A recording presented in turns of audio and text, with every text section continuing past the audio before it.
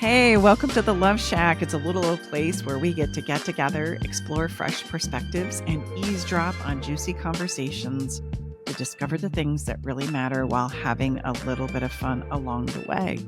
I'm Staci Bartley, and I'm here with my co-host and lover, Tom, as well as our beautiful daughter and everything woman, Brooke Brown. It's a pleasure to be here with you. This is episode number 128, and we're going to be diving into the conversation today of letting go of past mistakes, your how-to guide for transitioning and extracting the beautiful learnings from our past experiences, regardless of what they might be, as well as avoiding the staying stuck in past experiences. So wherever you are right now, sometimes it's difficult to see forward when I'm so mired in the decisions of my past. And here's what I want you to know is mistakes happen for many reasons. But the most common one, especially when it comes to relationships, is simply this. I didn't know what I didn't know.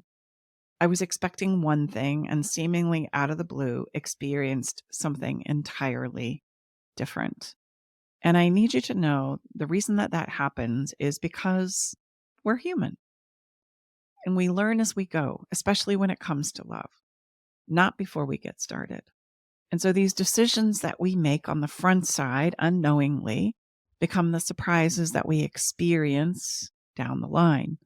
And there's no way to know how it's going to play out on the front side when you're asked and required to make the decisions to jump in, follow your heart, get to know this person, co-create with this person, build a life with this person. There's no way for anyone to know in the mix how it's going to play out in the future. And oftentimes this can be exceptionally frustrating, and we can make up some terrible, terrible narratives about ourselves and about our partners because of this simple thing. So we're going to dive into helping you navigate this today, as well as give you some places and literally some practical step-by-step that you can use to help get yourself out of the past and living again into your beautiful, bright, incredible, opportunistic future. That's our goal here today. So welcome. Thank you so much for being here with us. And where do we want to dive in, team? I mean, I think we should dive into the mess making machine part as being a human being. I want to remind you, the listener, that letting go of the past is something that we get asked. I would say it's one of our top 2 questions on social media. And it's one of the hardest things that we're ever asked to do in relationships is forgive our partners and forget and let go of the past, and also do the same for ourselves. Mm-hmm. And we talked about this a little bit in our last episode, that we like to use the past as kind of a weapon. Mom too calls it the bat of truth, to beat our partners up along the way and make sure they remember how much they hurt us, and make sure that I'm still suffering because of the bad choice that you made. And I just want everyone to kind of frame the episode in this light, that doing that is exactly what we're talking about it. Because if you do that, you're not letting the past go, and there's no way that you can grow and move forward and really have any chance of having a successful relationship. The way that we're different is that we truly believe 100% with all of our hearts that it is possible to let things go, even if your partner cheated on you, even if they betrayed you in the worst way that you could ever imagine. We know it's possible to let it go, but that goes against all the social constructs and everything your family is going to tell you and everything you're going to read in a lot of books. So just come into this episode with an open heart and potentially learn some new things about letting go of the past, because we know that you can do it. Mm-hmm. I love that. And I want to speak to the people who are maybe thinking that you're the problem and that where you are is all of your fault. Let's talk to the other side of the equation, because we too can feel exceptionally responsible for where we might be in our relationship, especially when you see and look back that you could have done things differently and that you were struggling with mental health challenges, or where you came from as a child, or your addiction, or we're talking about similar things that all come together and crescendo for a reason. And as I say to my children, look, I kind of knocked it out of the park as your mom. I say this to my ex-spouses, I could have knocked it out of the park as your lover, but the thing that I was wrestling with the most was myself. And so sometimes we can hold all of the responsibility on our own shoulders for where we are. And that's also going to keep us stuck And, because we're not learning from it. and I would just say, just remember what we're encouraging you to look at. And it's not at all, we're saying to just totally dismiss what took place. Not at all. But if you really want to be able to move on and transform from significant situations that you're navigating, then ultimately we're going to need to have you reconsider how you're holding this, because if we weaponize what's happened, then we're probably not going to get any place new. That's the thing. So it's not a dismissal of what happened, but it's a place to understand how can we turn and face this and use this as the fuel to move forward in a way that's going to serve us and help us become stronger because of it. That's a much different context. So again, we're not trying to say just whatever, just let it go. It's not at all what we're saying. Mm-hmm. In this episode, my promise to you and my commitment to you is to help us understand why we get stuck, and then to help us understand how to get moving again, because that's what you want, right? You want to get moving again. You want to get back to the good stuff. You want to stop living in this pain and frustration and this continued escalation of what in the heck are we doing here? Yeah, momentum. This is huge. We talk a lot about this, but I would say in this particular place, if you find yourself stuck in this place of a past significant situation, it is very difficult to create new momentum. And think about it. I always share this on our clarity calls. When people decide not to stay together, don't we all hear some version of someone saying, I just can't do this anymore? And what they're really saying is, I've run out of emotional gas. And we all will. At some point, we will. And so we as a family and a body of work, we don't want that to happen for you. We don't want you to run out of gas. And staying stuck in the past and reliving the same trauma over and over and over again, that requires a lot of emotional gas. It Tremendous. uses up a lot because unintentionally, you're experiencing the same pain over and over and over again. And like Dad said, we know what it's like to have painful things happen to you in relationships. We don't live in some kind of dreamland, even though we talk a lot about the positive. We know that it is hard and that living in the past is kind of a natural human thing that we do because we think it protects us from ever having it happen again. But just know it takes a lot to stay there. It uses up a lot of your emotional fortitude and all of the things that we need. It takes a lot of energy. 100%. In fact, that's often what drains us. Is not that forward motion and momentum isn't possible. It's that we insist that we can't move until we decide what to do with this past piece. And so we'll hang out there. And so those are some of the things. Let's dive into the things that keep us stuck. And let's really make sure that you understand that. And then we're going to help you understand how to move forward with those very difficult, sometimes very challenging experiences that we have as part of life and a part of love. I had mentioned this just a few moments ago, but the first thing that we need to wrap our head around is that we as humans are mess-making machines. We need to know by way of experience what works for us and what does not work for us. And as much as we would like to think that we can avoid the mistakes as we're navigating through life, all of us know what it feels like to think that we're going in a really great place or in a great direction, and then all of a sudden say something to the line of, oh my gosh, I didn't know this was part of the deal. What the heck is going on here? We can beat ourselves up and we can beat our partners up. Look, this wasn't part of the script, you guys. I don't know where y'all got off, but we're supposed to be doing this, and I'm pretty certain I know the way. And so you're messed up. This is a problem with you. You screwed it up. You screwed it up. Or I might get stuck in, I screwed it up and I don't know what to do about it.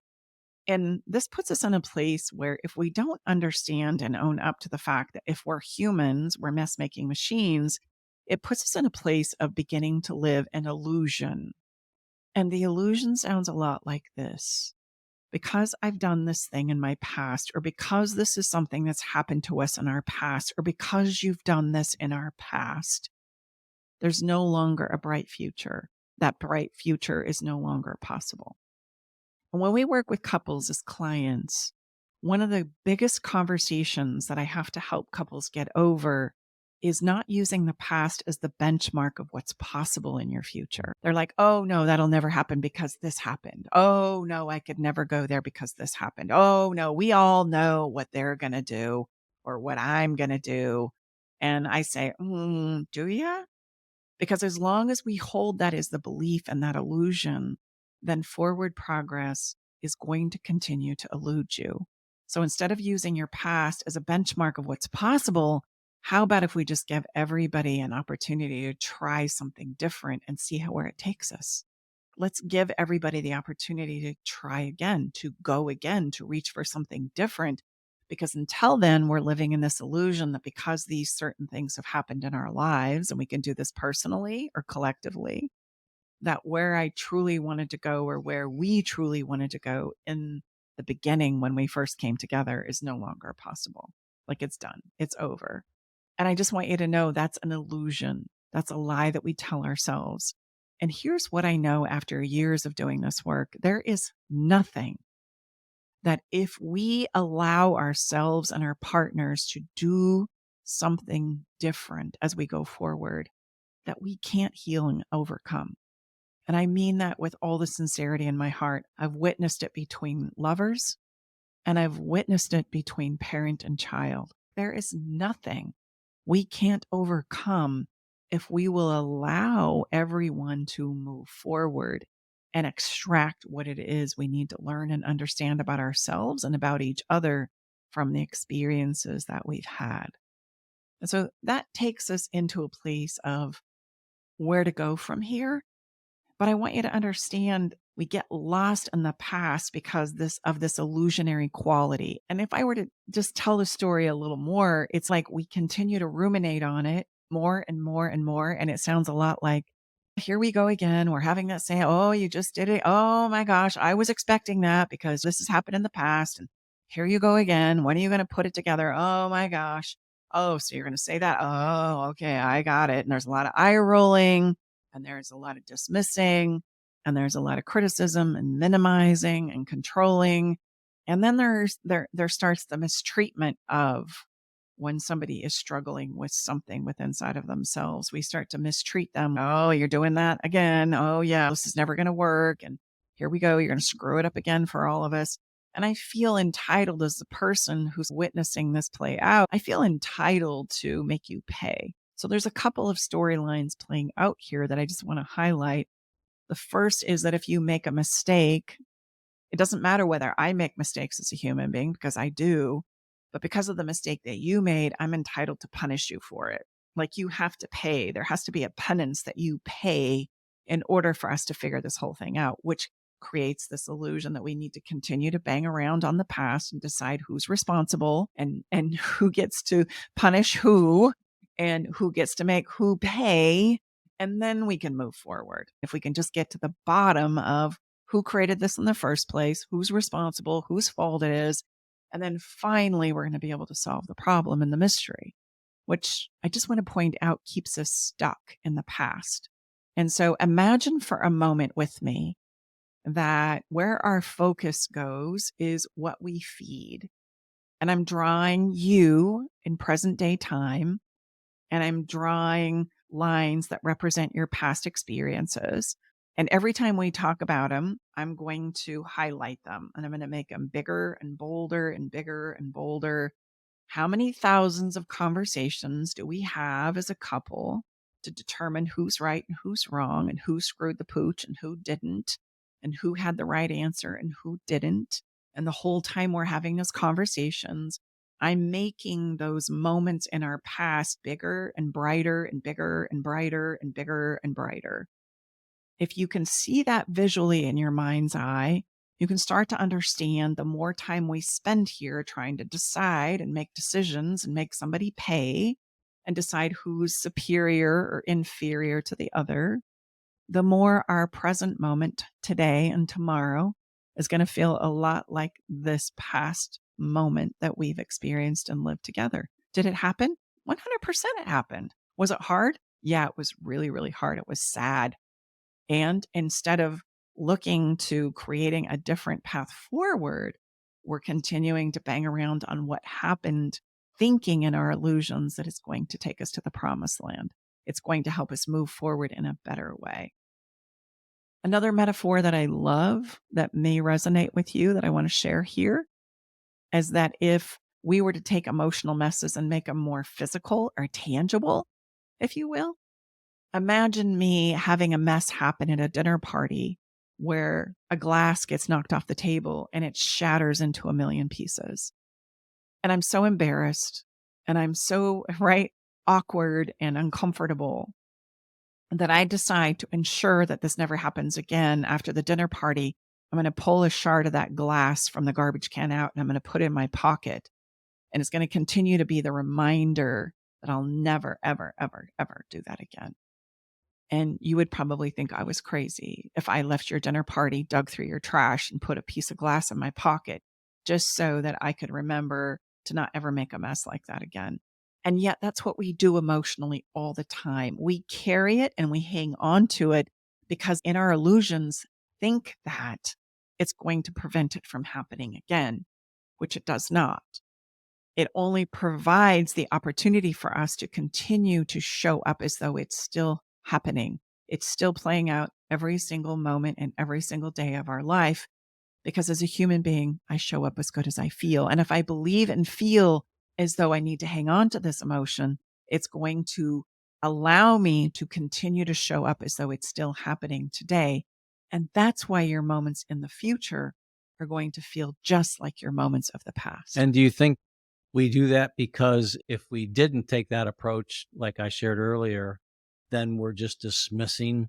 Meaning, do you think people get hung up? Because that's what seems to come to my mind logically. If I take that approach, then I'm just dismissing this egregiousness that was perpetrated upon me. Do you think that's where that's why it's hard for us to take this approach? 100%, because we have this idea that if somebody hurts my feelings, if somebody betrays me or disappoints me, then I'm entitled to make them pay. They have to pay. And you think about even the way we were raised, right? If you do something wrong or you make a mistake, there's no teaching or learning about it. I'm just sent to my room or I'm grounded from cars and phones and keys and conversations and exploration. And then that's it. You're just supposed to figure it out from there. And this is happening to you. I get to make it more painful for you because you screwed up. So take it on the chin and I'll see you in 3 days when you're ungrounded. And that creates this pattern in our minds that we think we have to continue to play out as adults. And that's why we lie, because we don't want to be caught, because we don't want to be punished a lot of times. But then that creates so much shame inside of us because not only are we ashamed of the fact that we made a mistake, but the punishment is also a form of shaming. It's all ensconced in shame because you shouldn't have done that. You should have known better. Now you're going to get punished because you did this terrible thing. And so that's coming from outside of us, but inside of us, we feel more shame and self-hatred and pain than anyone could ever imagine because we're the best punishers of ourselves. So there is absolutely no opportunity for learning from these mistakes because the shame just removes all grace or humility or any acceptance that would be appropriate. If you did the same thing, you would want that for yourself because most of the time these are genuine mistakes. That's the title of the episode. How do we let go of past mistakes? So I don't know. It's just the shame in our culture around these relationship mistakes is so big that it makes it impossible for any growth sometimes. 100%. And remember what I said as I opened this episode: as human beings, especially when it comes to relationships, because we don't study them, we don't practice them, we feel like we're supposed to be good at them.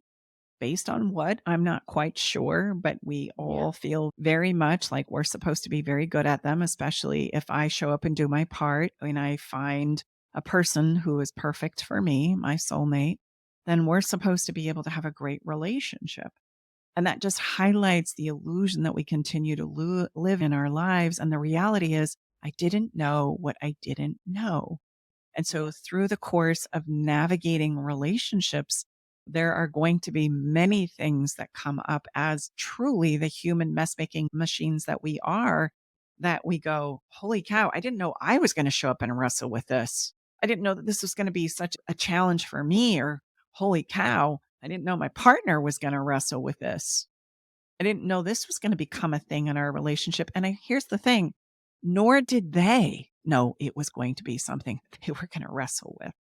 And what we don't understand about relationships is as we get into them and co-create together, which is what a relationship is, right? What you do affects me and what I do affects you.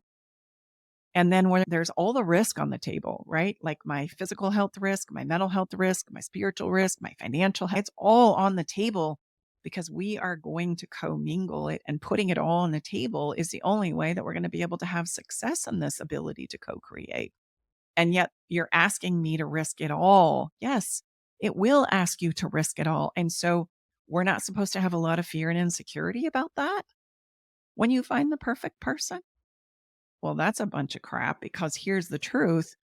You're going to have more fear and insecurity in a co-creation than you are living autonomously in your own life. The journey is worth it, but we have to give ourselves the understanding that you're going to make messes, and so is your partner.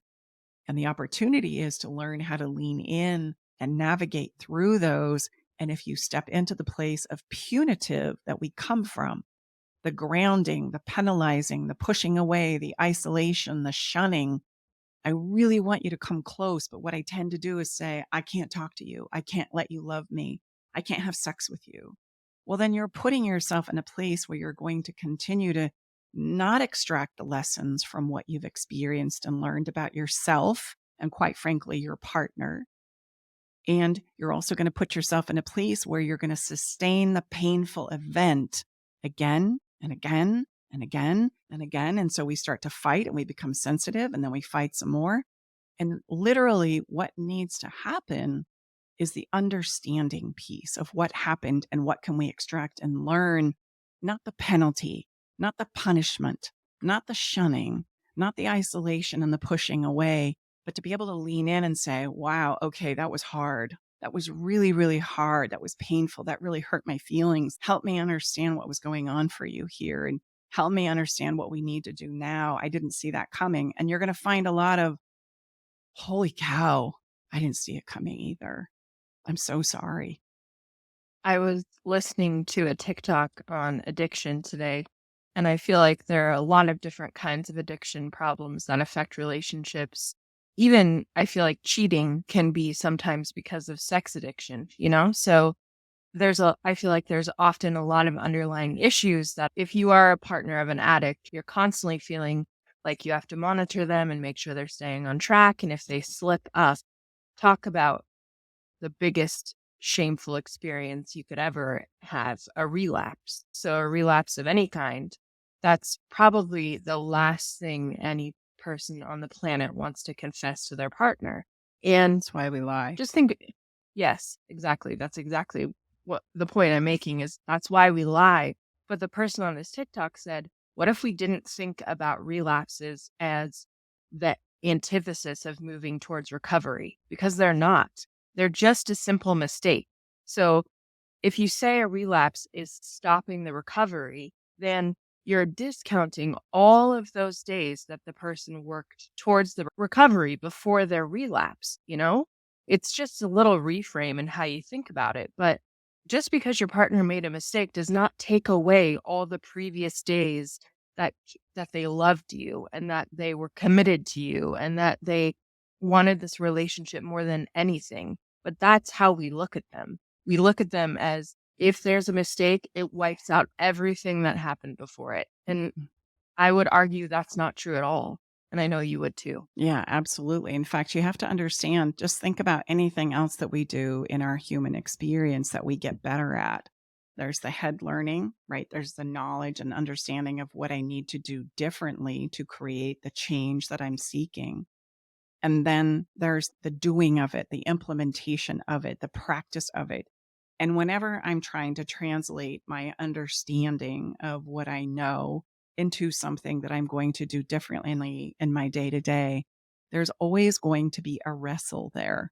And I don't care if we're talking about becoming a proficient baker, learning how to drive a car, improving our skills at work, trying to become a parent, or yes, wrestling with the throes of addiction of any kind. I am going to mess it up. That is the only way as a human being I can get better at something is by learning from my mistakes as I go. And unfortunately, oftentimes what keeps us in these places of struggle for longer periods of time, sometimes lifetimes, is there is no permission and space to mess it up. We don't count that, just as you said, Brooke, as progress towards where it is we're ultimately going. It's there to teach you. Like when I mess it up, I'm learning something, if I can hold it in that light, about what I just did or how I understood it, that's going to help clarify what it is I need to do differently in the next moment. It's okay, let me try this. That didn't work. How I was holding it or seeing it or doing it didn't work here. I fell off. Okay, what can we learn from this? And then go again, try again. We don't hold it like that. We carry the shame. We feel like we need to punish them. And that, at the end of the day, is what takes us back to square one, not the fact that we made a mess of it or screwed it up or it didn't go the way we thought it was going to go. And I would say that is true about anything you create as a human being throughout life. And so if we can just remember that when we're getting better and we're trying to change our behavior, regardless of what that is, if I'm trying to become more productive, or I'm trying to change my diet or my health regime or my mental health regime, or I'm trying to improve my relationship, we're going to get better at this as we go. And the implementation of under my intellectual knowledge into my behavior is where the wrestle is. And that's where I'm going to screw it up as I learn along the way, right? That's how I become masterful at things as a human being.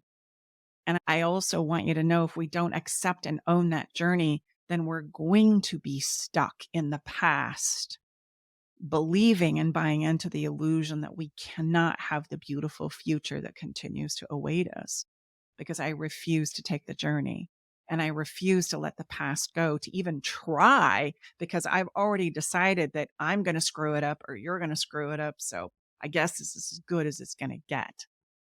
And the only way that's true is if you continue to buy into that story and behave and show up every day as though that's true. Like exclamation point, exclamation point. And that, my dear listeners, is how we get stuck in the past. And we live it out again and again and again. And I love the John Mayer song that says, we continue to live out the same old moment throughout our whole lives, because we will not allow ourselves to do anything different. We think we've got it all figured out. Okay.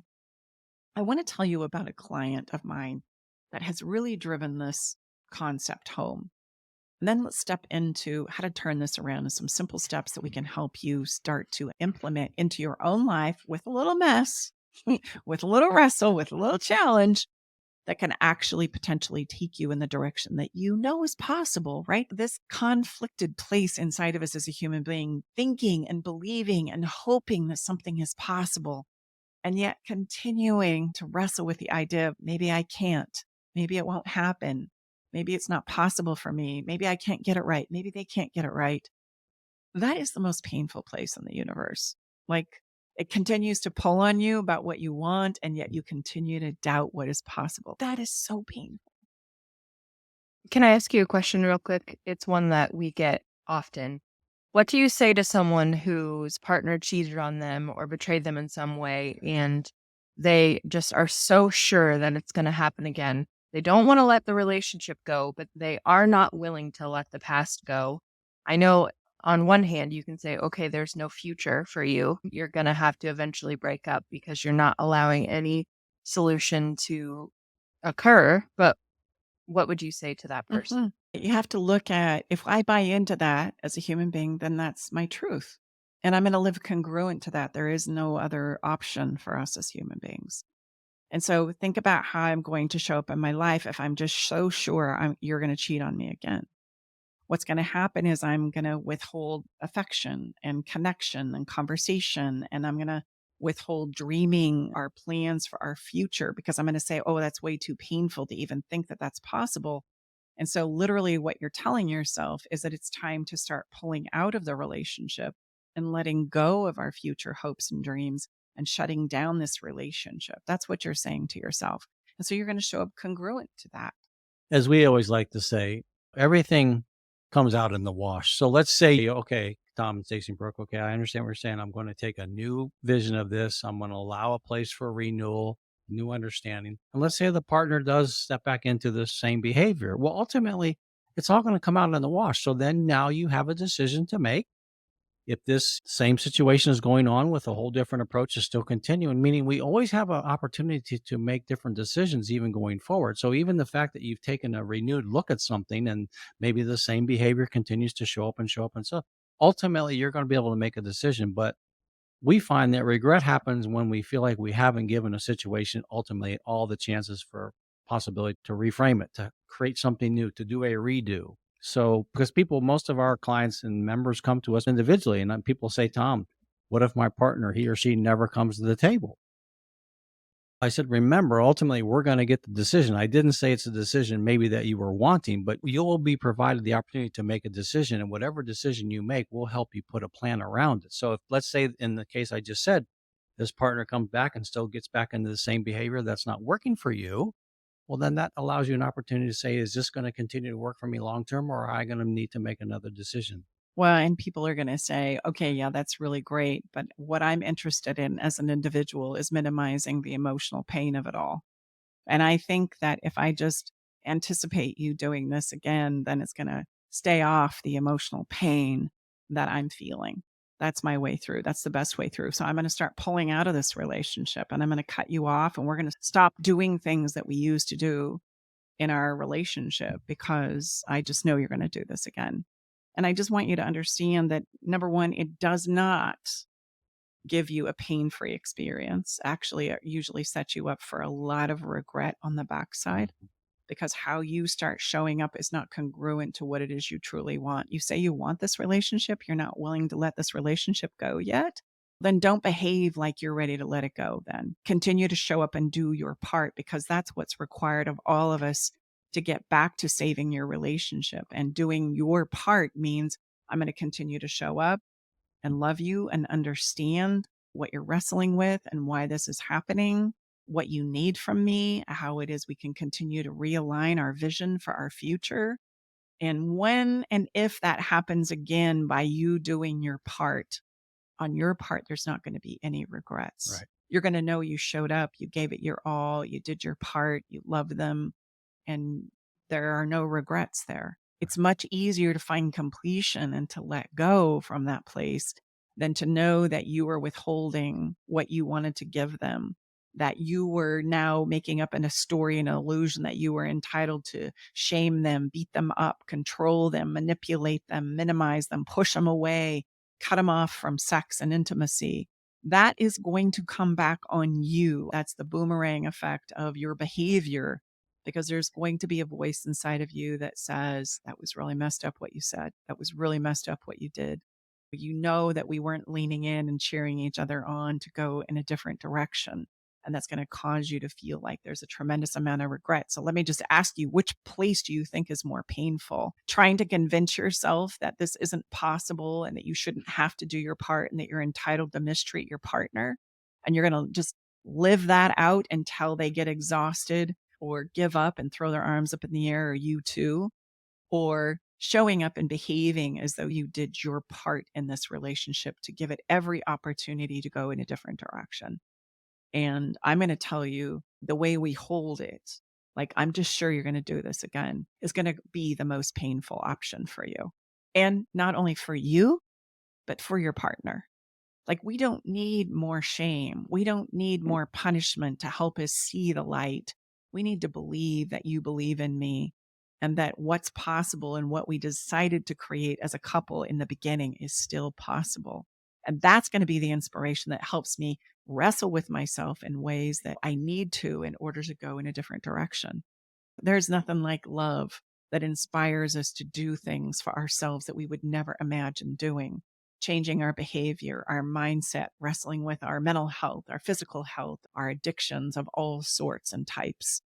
I will do things for you if I believe we're in this together that I wouldn't do for myself. But if I already have you holding me as though it's over, there is no inspiration there to do whatsoever. I'm going to go into a pool of shame, and I myself am going to throw my arms up in the air.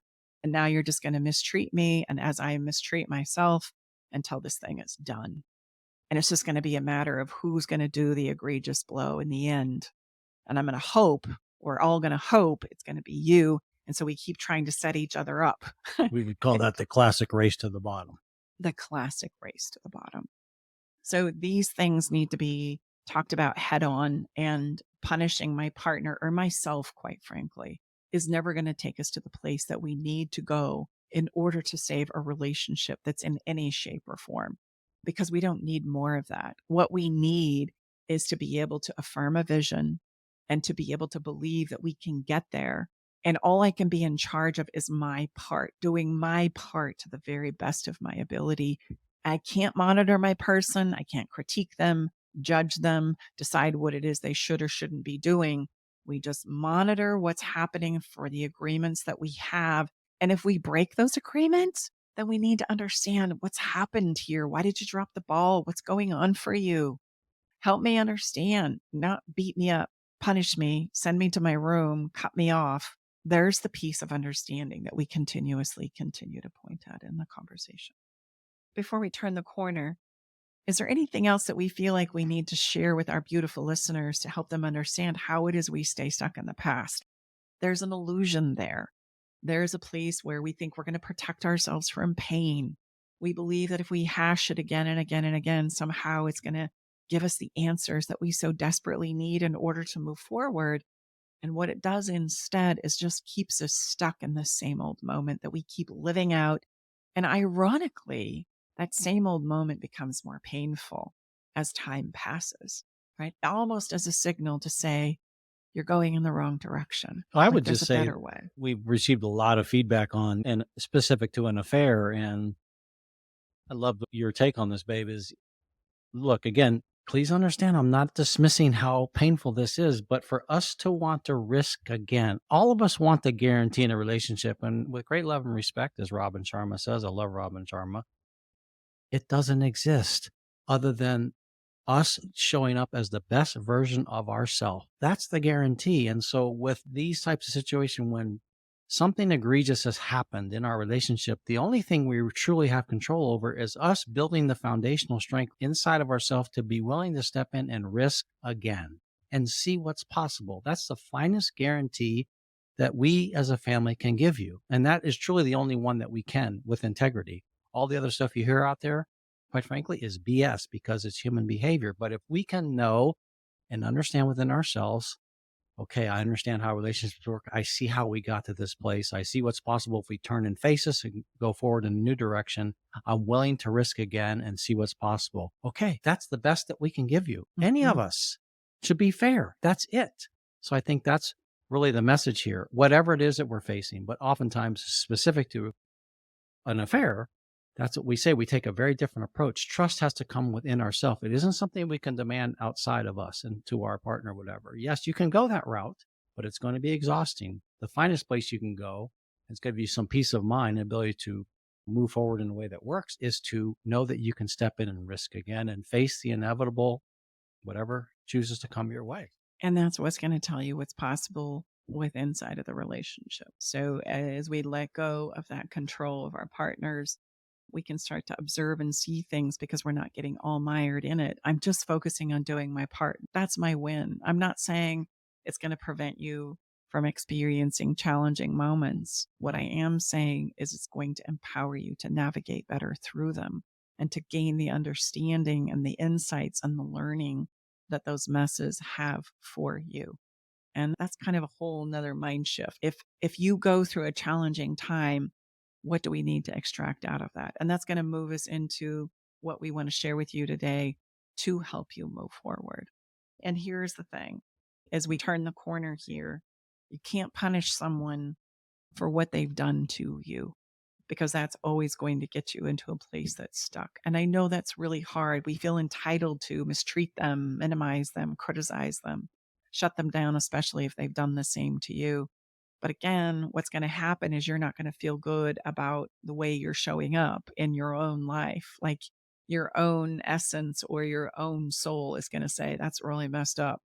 What you just said or did is really messed up. And that's how it kicks our own fannies. And as one beautiful client said, this relationship is turning me into a monster of myself. And that's how that happens, as I feel worse and worse and worse about myself because of how I am showing up and treating somebody I say I love. And we can all get lost in that. We can all feel entitled to criticize or minimize or belittle or shut down or cut off somebody because of what they've done to you. I just need you to know that gets you lost in a maze of illusion that you won't find your way out of from that direction. It will just continue to create more and more pain and suffering for yourself. So you can't stop it when your partner is wrestling with something. You can't do it perfectly because there's nothing perfect about us as a human being. That we have to let go of as well. And we cannot control it. What I can control is me and how I hold it and my mentality around it. But you can do your part. And that's what helps you to feel good about yourself and the role that you're playing in any given situation that you might find yourself in. And in this way, you're going to realize as a human being, you have an unstoppable will to grow forward. It's unstoppable if I will just look at going forward in the very best way that I possibly can. And then I do that again. I just do my best today, and then I do it again. And then I do my best again, and I do it again. And I begin to stack on those things so that I become more congruent with the person that I want to show up as, even though we're going through a very difficult time. This is what we call radical acceptance. Acceptance of what has happened. And my encouragement to you is to develop a reflex to ask yourself, what am I going to do about where I am now? What direction do I want to go in? And what is one small action that I can take right now in that direction? And then we stack on those. And I do it again and again and again.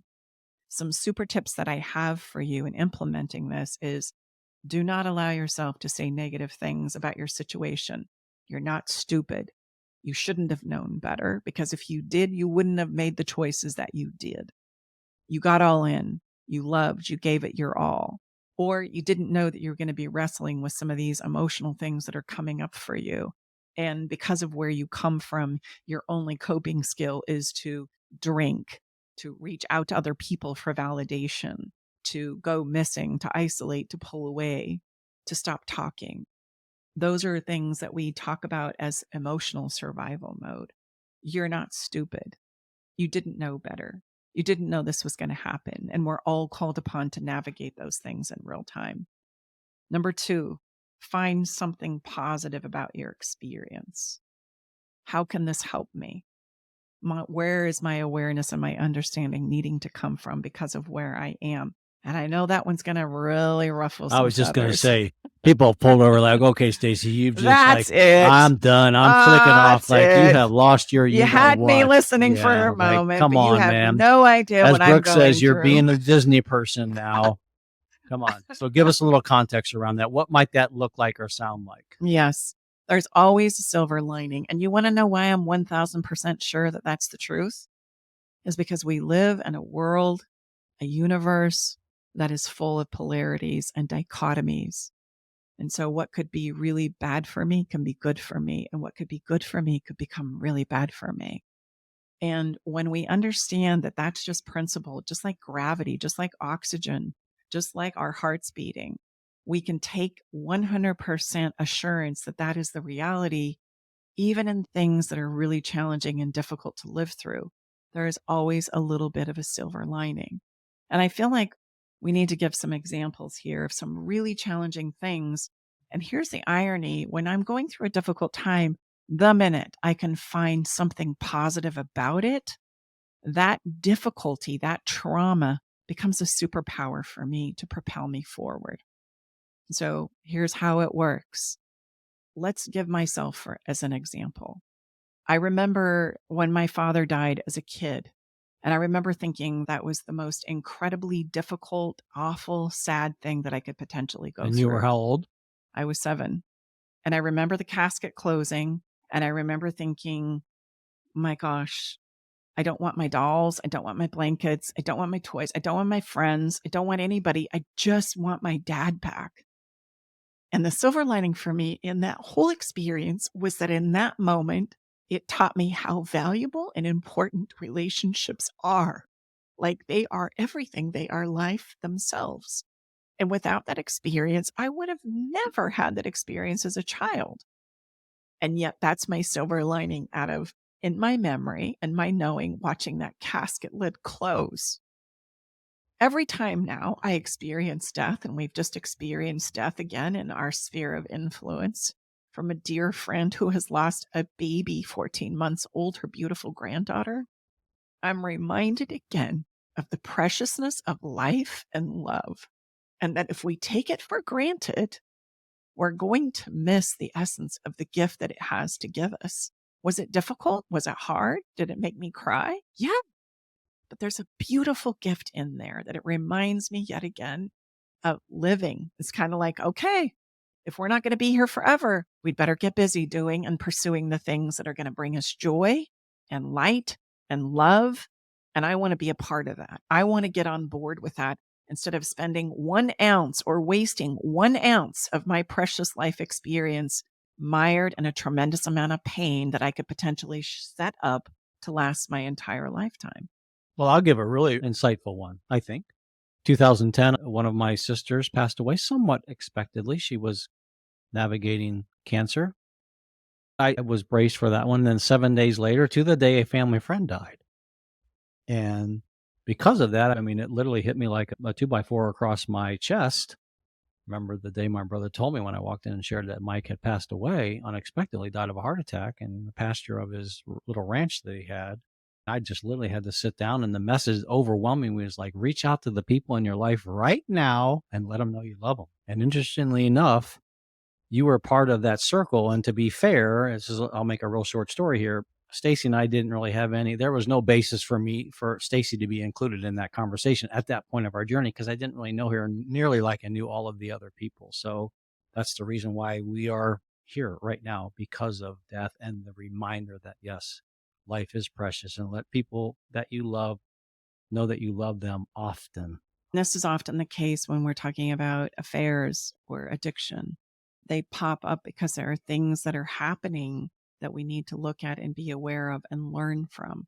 As we help couples get through affairs and really difficult, challenging places in their life and in their relationships, as they look back over time, they could see that their things weren't really going so well, but we weren't in a place to really address it then. And then as things continue to escalate or break down, and then we have this moment where we have to come face to face with looking at it, we realize that is a great gift, because without that moment, there are a lot of other things that could potentially go awry as we want to go forward in a different direction. And that's what I mean by there's going to be something positive that you can extract from every negative. And might it take a while to find that nugget for yourself? Yes. Give yourself some grace, and we're not being Pollyanna here, but No, it's principled. right. There is a positive nugget out of every negative experience. I promise you. But we've got to learn to look for that. So let's move to 3. By doing this, by looking for and knowing that that's where we want to attune our minds to, looking for the learning, the understanding, and the silver lining in any negative moment. This is going to ensure that your experiences of life, whether we classify them as positive or negative, bring more meaning into your life. Your life becomes more meaningful because you're looking for the meaning that these things have in our lives that help me then decide how I want to go forward. And meaning comes from the small things. It doesn't come from the big things. It comes from the ways that I hold things in my own mind And I can make them negative, which is what we typically tend to do. Oh, this is terrible. This is never going to work. This is over. I'm done. I'm done. I'm never going to recover from this. It's never going to be okay. I'm never going to love like this again. We have all kinds of really crazy conversations in the negative that we make up. But I also want you to know that if you were aware, you could also say, I'm going to learn from this. It's going to help make me a better person. I'm going to go in a different direction. I think the best is yet to be. I'm going to learn from this and implement this, and I'm going to be the best version of myself going forward. And I'm going to find somebody who can meet me there. I'm going to find us, hopefully can meet us there. That there are always two sides of that conversation, from the positive to the negative. And I'm going to encourage you to reach for the positive, not the negative, because the negative one is the one that keeps us stuck. And then the last one is, look at all your experiences as valuable instead of right and wrong or good or bad. Experiences help us understand what works and what doesn't work. And in this way, you can place yourself positioned for tremendous opportunity, because I can improve as I go as a human being, which, quite frankly, is how we improve as a human being anyway. I figure it out as I go. We all can relate to trying to figure it out before I get started, which very much has the tendency to put me stuck in a corner from the get-go, and I do nothing. I wait and I wait and I wait because there's always something more I got to figure out and understand. And I wait some more, thinking that I'm going to wait until the perfect moment will happen, so it will all roll out perfectly. And the reality is nothing happens. Like, nothing happens from that place. You're just stuck. We figure it out as we go, and we're going to make messes as we go. That doesn't mean that your future is compromised and over. It means that there are some things that we need to learn and understand about what's happened that will help us go forward in a better way, forward in a more productive, positive way. What I invite you to do right now is to take all of your don't wants, those things that are like rolling around obsessively in your thinking, those thoughts that say things like, this will never work. I can't get over this. I can't let go of this. My future is ruined because of this. I don't want this. I don't want that. And I just want you to make a list of them, like write them all down on a page. And then I want you to get up and walk away from it, get a glass of water, and then come back to your list. And I want you to take the challenge on of turning every single one of those don't wants into a do want. So if I don't want this, then what do I want? What do I want to see happen? What do I want to gain the ability to understand or do or know? And take each one of those and flip it into a want. And this is about the moment your brain's going to start to freak out. And I want you to know that's totally normal, because we have programmed our brains, for the most part in our society, of paying attention and attuning themselves to all the things we don't want, thinking that is going to keep us safe. And I need you to know that's part of that illusion creating that we do. So challenge your brain and say, no, there's a want here. Let's find it. If I don't want this, flip it. What do I want? Just flip it to its alternative. If I want to feel safe in my relationship, then I probably need to show up and learn how to create emotional safety in my relationship to experience that. That's what I want. That's what I want to do. That's what I'm going to focus on. If I want to get out of debt because we're swimming in credit card debt right now and can't make our bills, then I want to learn about credit card debt and I want to start saving money. And maybe that's, I need to get a second job, or I need to start creating a budget or tracking my money. There's lots of things that could become a result of what it is I want. And you could do that with every don't want on your list. Turn it into a do want. And then that's going to start to help you see and understand the action that you need to take going forward, starting tomorrow. And look, you don't need to swing for the fences. Just come up with one teeny tiny small action that you can take or make that helps you feel like you're going in the direction of that want. That's how we get out of the past, step by step, little by little, moment by moment, giving myself new opportunities to understand, to learn, to implement, and to go again. So that is the best you can do right now. And then you just do it again, and then you do it again. And this is how we move out of living out of our past. Now, look, if you need help and support with this, I want you to know that's why we exist. We are masterful at helping couples get out of living in the past and moving into embracing a future.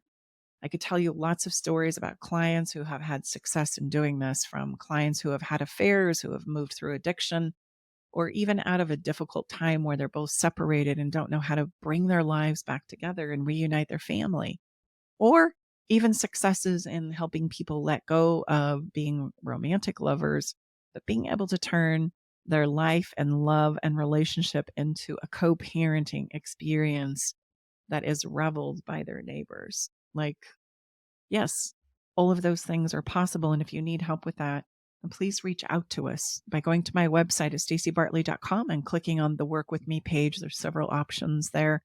And I'm going to recommend that, yeah, you can schedule a session with me, but where you could really get the support that you need is by jumping into the Better Love Club. The Better Love Club is where all the magic happens in our world. So just check it out and see if you think it's a good fit for you and where you are right now. Please don't continue to live in the past. It's a very, very painful place to be. And for the month of May, if you join the monthly membership option for the Better Love Club, you get 14 days free. Yoo-hoo. So let's have a little bit of fun. Today's our little bit of fun is I want to invite you to revisit the dreams that you held together as a couple when you decided to create a future together. Do you remember those dreams?